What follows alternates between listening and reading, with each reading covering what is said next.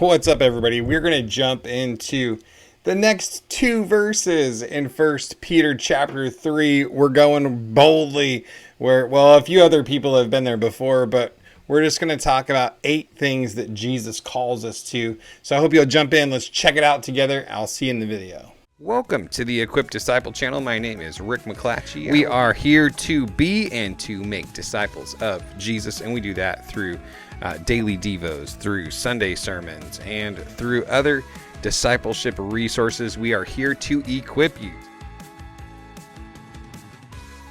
All right, welcome in. Here we go. Without further ado, we're going to jump into 1 Peter chapter 3. We're going to cover verses 8 and 9. I'm setting my sights really high today.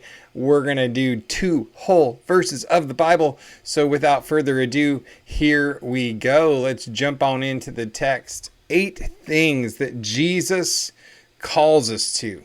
That's what we want to focus on. What are the things that Jesus calls us to? And so here we go. Verse 8. Finally, all of you be like-minded and sympathetic. Love one another and be compassionate and humble, not paying back evil for evil or insult for insult, but on the contrary, give a blessing. Give a blessing, since you were called for this, so that you may inherit a blessing. Come on. Let's jump right into the first thing let's talk about. The first thing, be like-minded. All of you, be like-minded. Be like-minded. That's of one mind, harmonious, like we talked a little bit about yesterday, the concept of harmony, which means that like-mindedness doesn't mean that we're all the same. Like, it doesn't mean same. Unity does not require uniformity, right? So we don't need to all be exactly the same. As a matter of fact, in order for us to truly be harmonious, we have to be different. We have to be different people, different perspectives, different ideas coming together into one big, giant melting pot, if you will, where all of these things are joined together to form something really, really powerful. So, one-minded, harmonious, unity of spirit, being pointed in the same direction spiritually is critical, right? And so, agreeing among yourselves, unity of thought, again, not uniformity of thought, but unity of thought. That we may have some different perspectives and different ideas, but our target, our goal is the same, and we're willing to compromise, we're willing to give a little, we're willing to stretch a little. A unity based on being of the same or similar mind or thoughts. So Philippians chapter 2 really talks a lot about this. Now you being of the same mind, make my joy complete by doing a bunch of things like, being of the same mind, having the same goals, and then not doing anything out of selfish ambition or conceit, but serving one another. Come on. We'll get to that. So we're just talking right now just about the like-mindedness and really wanting to hone in just on that word harmonious. Harmonious living together, meaning we all bring something different to the plate, but when it's all played together, it creates a beautiful sound, a full sound, one that has so much depth and so much beauty to it. That, my friends, is the goal of like-mindedness, is harmonious, is beautiful, is depth. And we want to be sympathetic, sharing the feelings of others, to feel what other people feel, especially those feelings of sorrow or anguish. It's just a fact of the matter that when you think about the church family, think about there's no quicker way to grow connected to someone than by walking with them through a road of suffering.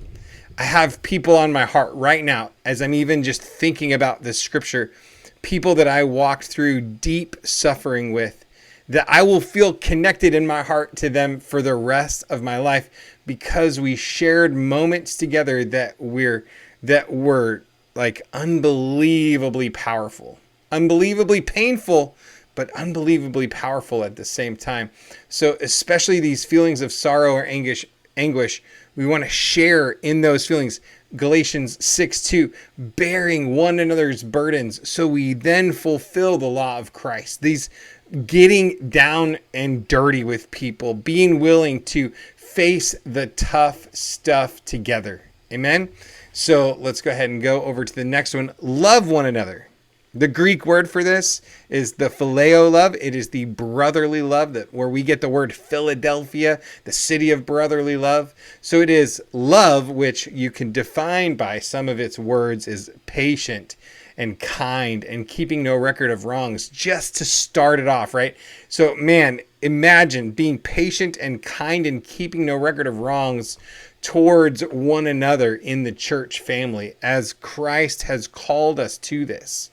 Love one another like brothers and sisters, dedicated, loyal, top priority. Seriously, though, when Paul and Peter, when they refer to the people in the church as the brothers and sisters, they were making a powerful statement because the brother-sister bond was tighter than any other relationship that was out there. So he was calling them to the highest level of loyalty and commitment and dedication one to another. That's what the body of Christ should look like. And then he wants us to be compassionate, sympathy, especially in suffering, tenderhearted, having pity, and then this idea of like feeling it in your bowels, right? In your stomach, like in the core of who you are is moved as a result of the suffering, the challenges that people are going through. Compassion, it's like to be in or with the suffering, right? To enter into someone else's suffering with them, to be with them, to be compassionate. Man, what a deep thing for us to be called into is our compassion for other people. Where are you in regards to compassion towards, just think about the church that you go to on Sundays. If you're going to church on Sundays right now, think of people around you. Do you have any level of real compassion towards anybody in your church? And I'm not even judging you, right? If you don't, it's just something to be aware of, something to then grow into. Amen? Come on, type amen in the comments if you are still with me and you are interested in growing in compassion. The next one is humble. To be humble, gentle, meek, not thinking too highly of yourself, which then results in you not thinking too lowly of others. That's this incredibly important part of humility, because God gives grace to the humble, but he resists the proud. We want to be a people that are attracting the grace of God into our lives because we're walking in humility, being gentle, being meek. Again, not thinking too highly of yourself and then not thinking too lowly of others. It's kind of for whatever reason, it goes hand in hand. And then return blessing for evil. For reals. Are you kidding me? But you know what? The Bible tells us. Vengeance is mine. I will repay, says who? Not says you. No, says the Lord. We need to leave the whole concept, the whole topic of revenge securely in the hands of the Lord. Why is that? Because he's the only one that has accurate scales. He's the only one that can give true righteous judgment. We are a little too compromised. Okay, we're a little too affected, a little too involved. Revenge belongs to the Lord. We represent Jesus, so we bless. We represent Jesus, so we bless. Let that be kind of your motto, right? Just type "we bless" in the comments right now. We bless. We bless people. We honor people. We build people. That's what we do.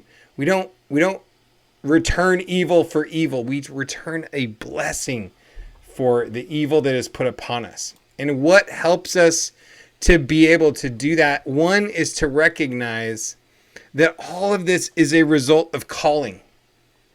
Everything that we're stepping into is because Christ is calling us to it. Christ calls us to follow him. He's full of compassion. He's full of love. He's full of humility. He blesses even when reviled. We want to be more like Jesus. All of these are areas of calling that he's calling us into. And we keep our eyes on the prize. Eternal perspective fuels our endurance. So if we were just to jump back here really quick, if I can get back there really quick, we're just going to go, back to verse 1.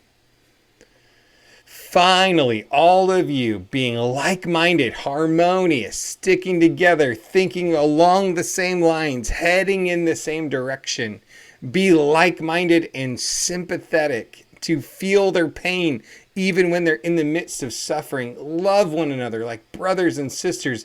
Be compassionate towards them. Be humble. Don't pay back evil for evil. Don't return an insult for an insult. But on the contrary, be a giver of blessings. Bless, bless, bless, bless, bless. Since you were called for this, you were called for this. You were called for this. To be like-minded, to be sympathetic, to be compassionate, to be humble, to give back, to bless. That's what you were called to.